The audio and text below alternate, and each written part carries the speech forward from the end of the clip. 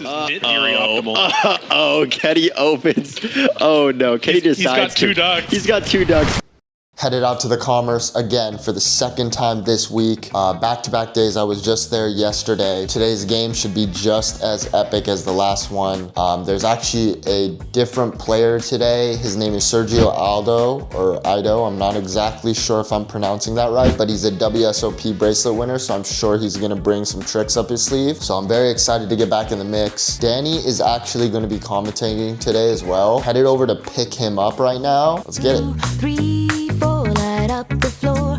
Look at this dude, Danny, man. This dude got like no sleep last night. His buddy is literally knocked out right now.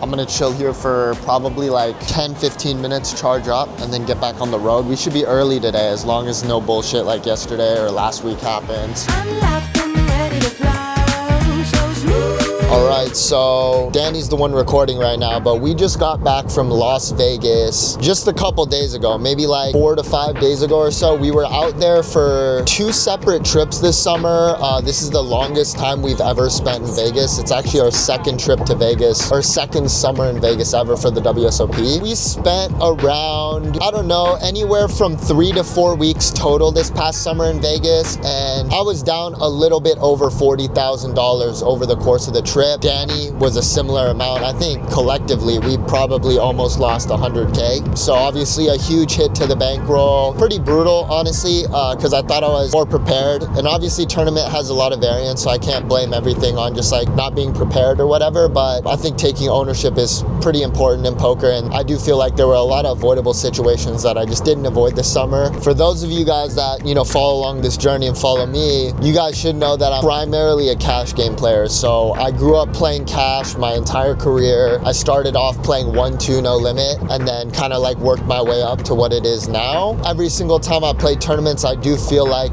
there's a pretty big learning curve. I felt like over the course of this past summer, the biggest piece that I was missing was my ICM knowledge, and kind of growing up with that cash background plays a pretty big role in it, because this entire summer that there were a lot of avoidable situations that I just didn't avoid because I was just too eager to put the money in, and these situations were ICM punts. So next year, what I really want to improve on is ICM. I think I have a pretty good fundamental understanding of, you know, the different stack depths, how to play those. I still just make way too many ICM mistakes, and that's kind of like the main focus for next year. So definitely going to be looking to get in the lab over the course of, you know, the next few months, study up, brushing up on some ICM stuff so that for any future tournaments, and especially the WSOP, I'm gonna feel a little bit more prepared for that. Feel like summer in Ibiza, tastes like honey when I see ya. I can't help it, I'm obsessed, and oh my God, I wanna feel ya.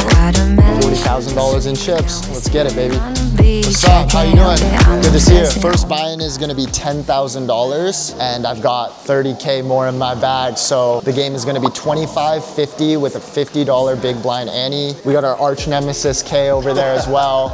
So hopefully we get to stack him, but yeah, let's see what happens. Excited to play, let's go. Got the mic on, I stole it from Kenny. I'm about to hop in the booth. So if you guys wanna see what this thing looks like, let me just turn the camera around.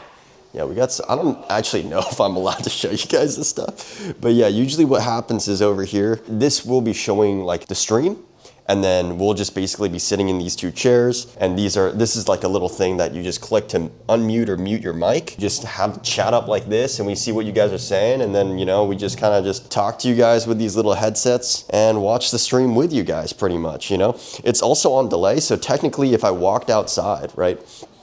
Like I'm commentating. If I walked outside, I would be able to see what happened 30 minutes into the future, basically, because whatever we're seeing is on a 30-minute delay. But yeah, that's a little bit of how it works. And we're off. Hand 1, starting right now.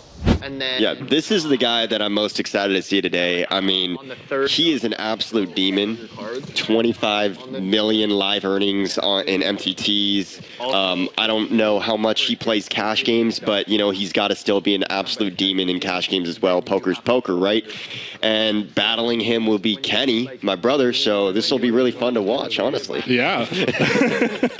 As you can see, we're gonna be in this game for $10,000 to start. and so is the majority of the table going to be starting with a very similar amount or the exact same amount to myself. Let's jump right into the first interesting hand of the stream. We limp hijack with Jack 9 offsuit, and I don't normally do a lot of limping, but with raise having 2 ducks at this point, I want to help play defense so the table doesn't have to pay $300 each to raise. K limps from the button and raise limps from the small blind, so we're gonna go 4 ways to a flop in a limp pot. We flop absolutely massive. It comes queen 10-8 rainbow, giving us the nuts. So when it checks to me, I'm just gonna start putting some chips in the middle here. I decide to bet 200 into 250, and everybody makes the call. So we go to the turn, 4 ways again, and the turn comes the queen of diamonds. This is a pretty bad card given that we no longer have the nuts. There's tons and tons of boats available now.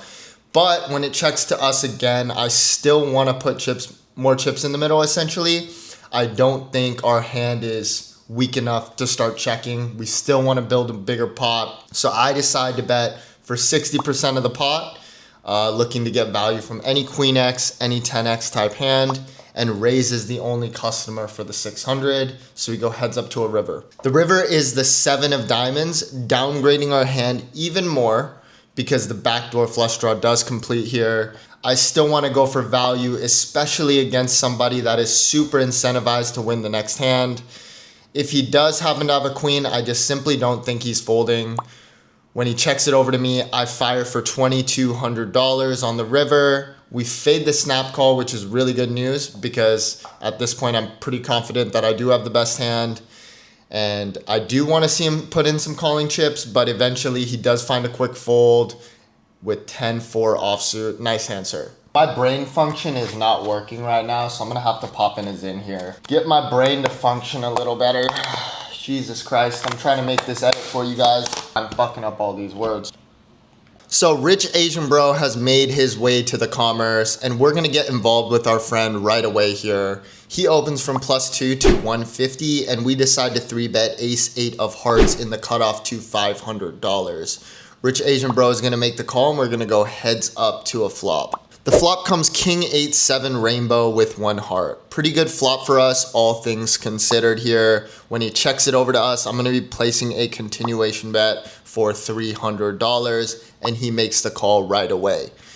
The turn comes the king of hearts, improving us to the nut flush draw to go along with our pair of 8s. When he checks it to us again, I decide to get tricky here and check back.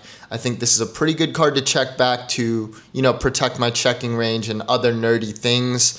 But yeah, I think this is a relatively good card to check back. I would hate to get check raised in this spot with ace-8 of hearts. So yeah, seemed like a pretty natural check. I decide to check it back, and the river ends up kind of breaking off. It's the 5 of diamonds. And now Rich Asian Bro is going to lead into me for a pretty big bet here. He decides to throw $2,000 into the middle. This is a really large bet in comparison to the size of the pot. But when I check back my pair of 8s on the turn, I'm generally not going to be folding to any bets on the river. I imagine he's going to have a lot of king X here that is betting this size for value. I imagine he will also have rivered straights like 6-4 suited and 9-6 suited for value as well. But look, at this point, my hand is just too strong to fold. I flick in the call and we get shown the good news right away. He has Jack 9 of clubs for this missed straight draw, and we are going to scoop this healthy pot up. This next hand is a pretty funny one where I just light a bit of money on fire trying to acquire my 3rd duck. This is the 2nd or 3rd time of this stream that I've acquired 2 ducks already, looking to get my 3rd, but I haven't successfully gotten the bounties from every single player yet because I have not been able to win the 3rd hand. So when Rich Asian Bro and Sergio both limp in front of me, I decide I'm going to take my matters into my own hands here. I'm just going to raise huge. I have 8 deuce of spades, but that's not going to stop me. I make it $1,000 to go. Oh, Kenny opens. Pretty much just hoping to take it down pre-flop with my garbage hand. But when action gets over to Justin in the big blind, he has some devious intentions and decides to rip it for 8.1K. Rich Asian Bro folds, but Sergio actually makes the call as well. I snap fold with my garbage hand, and I'm just gonna let the clip roll out from here. Oh my God. Justin, no. I'm stone dead. Still got clubs and maybe 2 10s. Maybe he can catch a straight too. 16%. He's still alive. Yeah, he's still got. But obviously not the hand you want to see. No, 8. Deuce. Put some clubs out there. Give him a sweat. Yeah. Well, I had the right idea versus you. Okay. Oh boy. All right. Oh boy. Okay. And we have a sweat. Tournaments, he knows it's never easy. Okay. 8 deuce looking all right too. If Kenny decided to put it in. Oh, 8 deuce. 8 deuce got there. I know there's another club in that Oh deck. no. I know there's a club in that deck. Oh yeah. Yeah, try me. Then I get double up. Oh man. Wow. An 8 deuce would have won. What a sick hand. Oh, who's better, Kenny or Danny? Oh, the question of the ages. We tried to settle this a few times, but it's very hard. It's very difficult to figure out exactly who's better. But I always tell people we're pretty much very, very similar in skill level. So. Okay, gun to your head. Who's better? I gotta say myself. I have to. I can't say I can't say Kenny's better. They always say that. But Kenny's gonna say he's better. If you've made it this far, you are in for an absolute treat here. We are in the $200 double straddle in this hand, and PP decides to open things up from the small blind to $1,200. I look down at Jack 7 suited and decide to put in the extra 1K to defend my double straddle. The flop comes 10-9-7 with 1 heart, and PP fires for $1,500. And with our hand, I think we have a very easy call. We have bottom pair, a gut shot, backdoor flush draw opportunities, a lot of things going for us. I stick in the call. The turn comes the 4 of hearts. We now improve to a flush draw to go along with everything that we already had before. PP has no intentions of slowing down though. He fires for $2,500 out of position. And again, I don't really think that we have much of a decision here. I did briefly consider jamming over his bet on the turn. But again, I'm not really sure what it accomplishes because the value range that he is representing at this point isn't going to be folding to a shove. So I just make the call again and see a river in position. The river comes a pretty big brick in the 3 of spades. All I'm hoping now is to see PP check. But as you guys know, this guy is not afraid of putting big money in the middle. He jams for my remaining $12,000. Which is a slight overbet here, and I immediately get put into the blender. This is an extremely difficult spot where both the option of calling and folding seem equally disgusting. I have a pure bluff catcher here, and I'm really not sure what to do. On one hand, he's repping an extremely thin value range. I'm really not sure that he would play his overpairs this way. I think it gets pretty thin if he was gonna jam a hand like pocket queens, for example. However, we do both still have knit buttons. So I think this could play a role in him being able to jam thinner on this river than he normally would be. I don't know, man.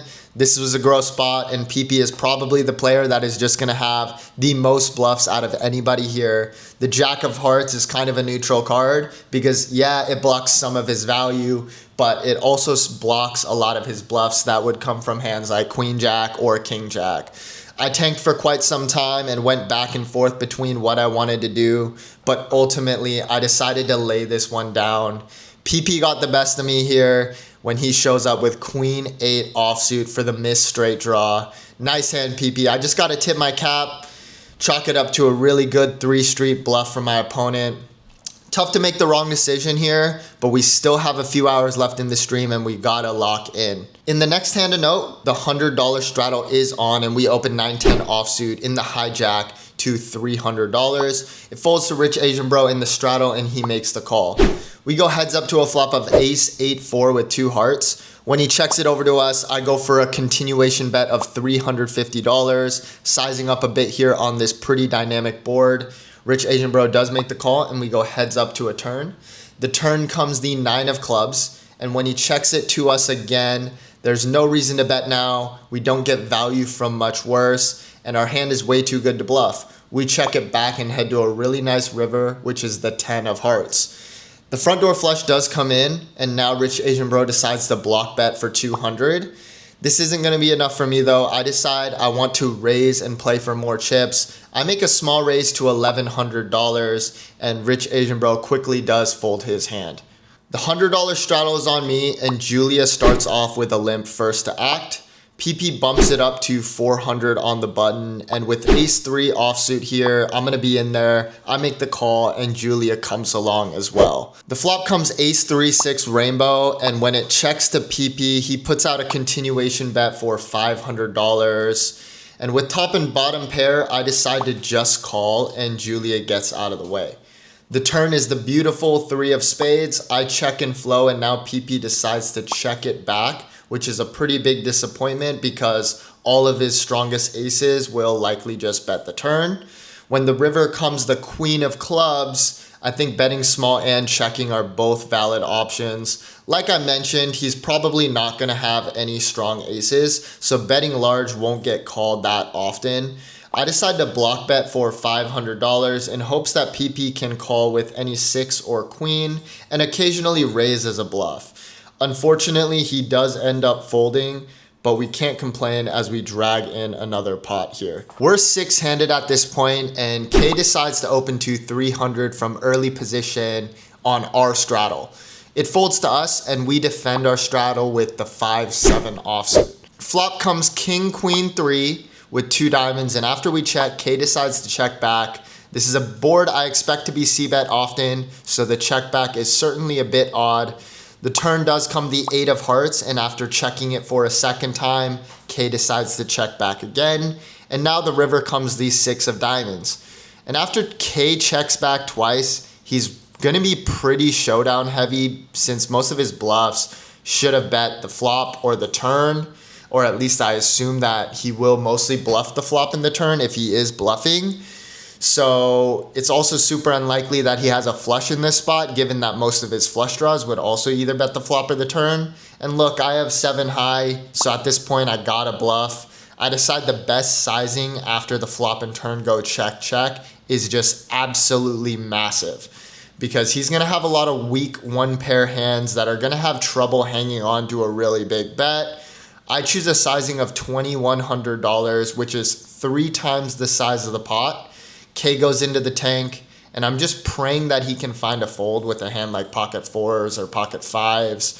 Unfortunately, he does get sticky with me here. He calls with ace-3 for bottom pair and a flush draw blocker. Very nice call from K, and he is going to scoop this pot up.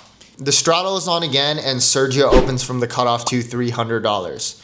We're on the button with ace-8 offsuit, decide to get spicy this time and bump it up to 1,000. Sergio makes the call and we go heads up to a flop of ace-queen 7 with 2 clubs. He checks it over to us, and I'm just gonna be c-betting a lot on this board. This time's gonna be no different. I make it $600 to go and Sergio makes a quick call.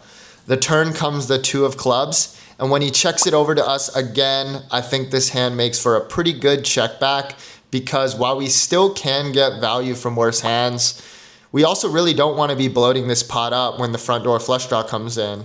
I check back and we head to a very interesting river card. The river is the 9 of clubs, bringing 4 to a flush in. And now Sergio decides to bet $4,000 into the pot. This is a pretty big bet in comparison to the size of the pot, so he's mostly repping good flushes here. I think he could probably bet this size with the jack of clubs or better for value. Even a jack is getting a bit dicey, maybe only gonna get called by better type of situation. But I contemplate my decision for a bit, end up deciding there's just far too many bluffs in this spot, and with the flush, I just can't fold. I make the call, and he shows 6-7 of hearts for bottom pair, turned into a bluff on the river. We're gonna drag in this very nice $12,000 pot as this stream is coming to an end. The stream is coming to an end, and I've decided to put on the double straddle to 200. K limps in from the cutoff, and Justin raises it up to 800. We make the call, and so does K. The flop comes ace, king, 8 with 2 hearts, and it checks over to Justin, and he c-bets for 600. While normally this is a board that I'm not going to play that many raises on, because of the nit game dynamic and the fact that Justin also isn't super deep, I feel like raising here is going to deny some sneaky equity that K might have, and also get Justin to commit right away on the flop if he has a hand like ace queen or a strong flush draw before bad cards come on the turn in river. So I don't know. I decided to check raise to 2,700 with plans to jam clean turns if Justin does make the call. But it doesn't come to that, as both Justin and K do end up folding. So we get to discard our nit button free of the nit charges. And it feels good to win the last meaningful pot of the stream and end the session on a high note. As you can see, we are ending the stream off with a solid $15.8 thousand in profit. But the fun is not over yet. We're still gonna battle a little bit post-stream and get some dinner with the boys later. Crazy session, honestly. This game was playing huge. Majority of the hands were straddled, so we were basically playing quarter 51. Pretty tough lineup, a lot of super aggressive players. Overall, we ended up. We were into the game for 10,000, out for 21,900, so profit of $11,900. So obviously a great result. But definitely, I think I played a couple spots relatively poorly, stationed some people off just because I thought they were a little aggressive. 3-betting, 4-betting, it was just a lot of pre-flop wars. And yeah, this is kind of one of those games where if you don't come to play, you're kind of just going to get burnt because everybody's just going to stay aggressive, keep the foot on the gas. I think I did a relatively good job about handling myself with all the pressure that everybody was applying on me. And as far as things went bad, definitely there are some calls that I made that were relatively speculative, but we're gonna learn from it, move on. My name is Rich Asian Bro, and this is Global Kenny, as you guys may know. Brian's the big winner on the day. Rich Asian Bro, look at his stack. That is absurd. Wait, absurd. It's actually a good picture. I think he's up what are you up on the day? 35 or something? 44. Bro, every time I threw your 4-bet, bro, they just fold, and I was 4-betting with bullshit. Just got through. And then I got called when I didn't have bullshit, which was good. Yeah. And I just knew exactly where I was the entire time. Yes. Say that you were, What's up, guys? I'm Global Danny, and I'm Kenny's brother. And I was commentating in the booth today, actually. And yeah, I was watching the whole thing. You guys will probably hear my voice when Kenny edits the clips. But yeah, I thought it was a tough game. Everybody's 3-betting, like they were saying, it's just pre-flop wars, And people going for massive bluffs and massive spots, massive call downs, crazy call downs, right? And so, like Kenny said, it's one of those games where it's like, if you weren't prepared to 4-bet, if you weren't prepared to 4-bet with bluffs, if you weren't prepared to call down light, if you weren't prepared to go for a triple barrel, you're gonna get burnt, And you just kind of have to fight fire with fire in a lineup like this, and you can't really just be passive and wait for the nuts, because you're just gonna get run over, and that's just what's gonna happen. And so, I thought both you guys played good, so let's go, Global Gang, let's go, baby. Woo! Cashing out some big boy chips, let's go. Hello. All right, want to do a deposit into my player bank, yeah? Yeah. We're outside, we're kind of deciding right now where to go eat. Looks like Brian, the big winner, is gonna treat us to dinner, so we are headed to get some pho right now, just as a post-stream dinner. Good week of Bally's live streams. Can't complain. Yesterday we won 29K or so. Today we won another 12K, so 40K W on the week. That's a big week for the kid. Let's go, baby. And playing with my boys from back home, my best friends from back home, running legends, it's just a good vibe, you know what I mean? I actually like to cut off my day once, so that's why I don't like it anymore. Now that I'm up, bro. I was buying deep to those 1-3 games for 1K. Yeah. My bankroll was 5K, bro. I was like, yeah, let's go. All right, boys. See you, Dude, Can we do it again? all right, dude. There it is. Oh. Just got back to the crib. What a crazy day it was. What a crazy session. Honestly, the most fun I've had playing poker in a long time. It was a super tough game, but it was probably the most fun I've had battling with all these guys. So it was just an awesome day. Got back to the crib. You can literally see we're watching the stream back right now.